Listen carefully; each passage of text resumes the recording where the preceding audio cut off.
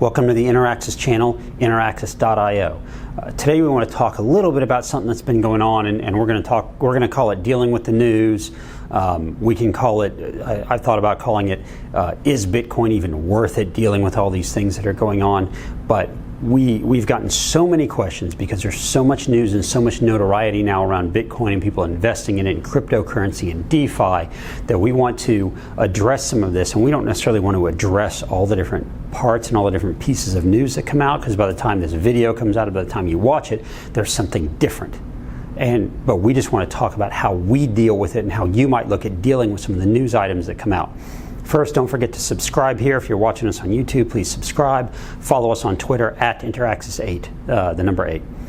So again, dealing with the news. How do we deal with this? Well, for years in the kind of cryptocurrency world and the digital asset world, we call this FUD. Okay, FUD stands for fear, uncertainty, and doubt. Now, those that are very pro-crypto, those that are the investors, the traders, what have you, the ones that are going to hold it or hodl it for a long time, call everything FUD. Every piece of news that comes out, that's not going to stop Bitcoin. That's not going to stop crypto. They're just talking about it. It's not actually going to happen. And everything is FUD. Every time a government says they're going to ban it or whatever, that's FUD. Okay. The problem is, anytime there's any little bit of news, the two sides, the ones that are very pro-crypto and the ones that are very anti-crypto, are so vehement, and they got their heels dug in so much that they immediately go repost it on Twitter with whatever their own little quick opinion is, without necessarily having read through the article or read through the news or thought about how it's impactful. And they're going to put it on Twitter, and then that's going to blow up, and everyone's going to read it and decide that it's either going to send the price down or send the price up. And then that's exactly what happens, is everyone's reacting so quickly without really thinking about the ecosystem and the asset and figuring out how it should really be impacted.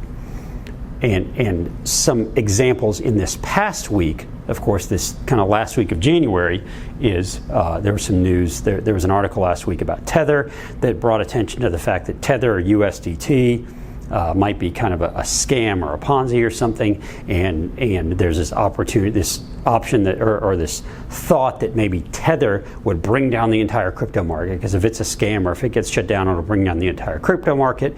And there have been articles since then, there have been podcasts since then with both sides saying, yes, it will bring down the crypto market, or no, it won't. And that's kind of up to you to decide. There's an article about how BlackRock, the largest money manager in the world, is now going to utilize Bitcoin futures as part of strategy in 2 of their funds. Now, this, of course, was met with great excitement by the Bitcoin and crypto communities, because their thought, they see this BlackRock plus Bitcoin means BlackRock is investing in Bitcoin, which is exactly not what this said. This said that they filed with the SEC to include the opportunity to use Bitcoin futures in 2 of their many, many, many funds. Okay, so they're going to use it as a tool. They didn't say they're opening wallets and opening accounts and buying a bunch of Bitcoin. But everyone read it as BlackRock plus Bitcoin equals price go up, and I'm going to retweet that, and everyone else should see it.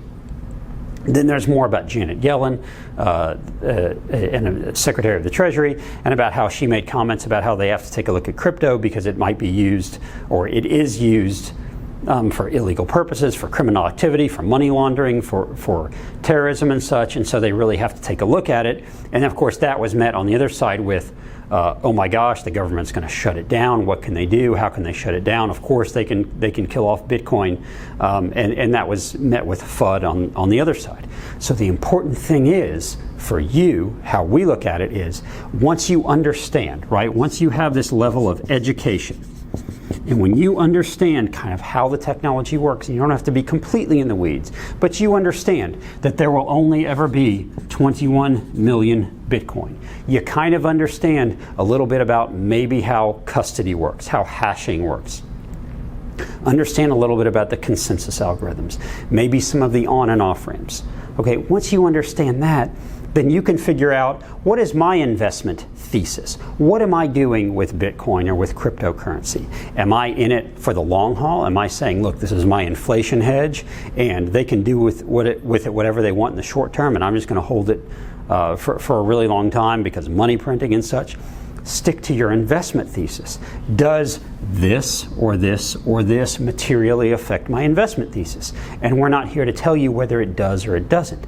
But once you understand, once you have educated yourself, again, whether you're an investor or whether you're an advisor advising others, you really need to have that education. You really need to understand some of the nuts and bolts of this so that you can understand how these news items affects. Because crypto, unlike any other asset class and unlike any other investment, warrants or has this level of skepticism on one side and enthusiasm bordering on religion on the other side, that anytime there's some tiny little article or tiny little piece that could be positive or negative for crypto, it gets pumped up on Twitter and pumped up on LinkedIn and everywhere else, and it can send the price wildly in one way or another. And it's one of the reasons why we see so much volatility.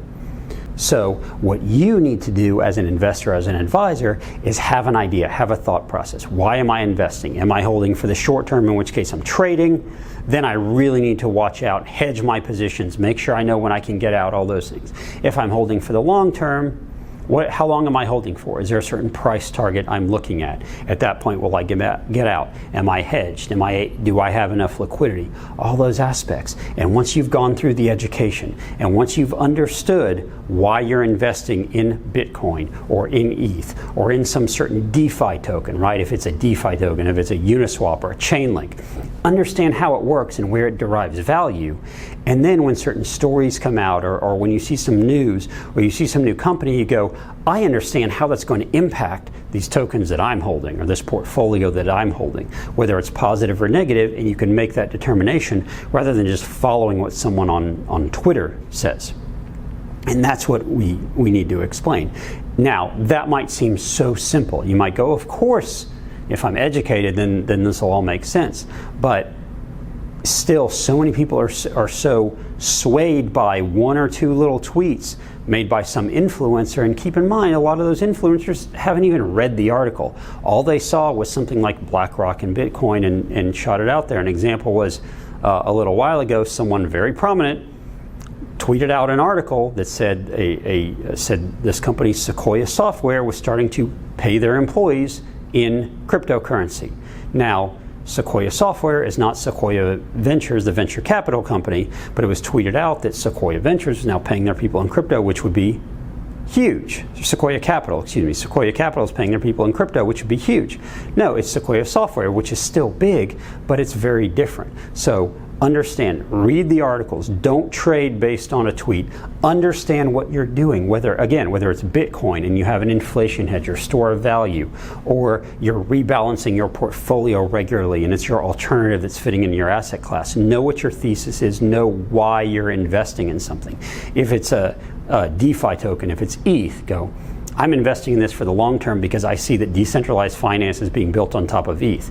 If it's some other smart contract platform, okay, like a Tezos or Solana or one of these others, if it's something cross-chain liquidity like Thorchain, or if it's cross-chain swaps or something, like you need to understand what drives the value, what will drive that particular token to go up and down, and the value of it, and then you can have an investment thesis. And then when you read news and you might go, that's going to positively or negatively affect mine, I need to go see if I need to make a change, then you can do that. That's a little bit about how we deal with what's in the news. Read the stories, figure out how it fits your investment thesis, and if you understand some of the technical parts, some of the consensus algorithm, the custody, the how value is accruing to some of these tokens, how their liquidity works, how their market making works, those kinds of things, then you understand how the value might be affected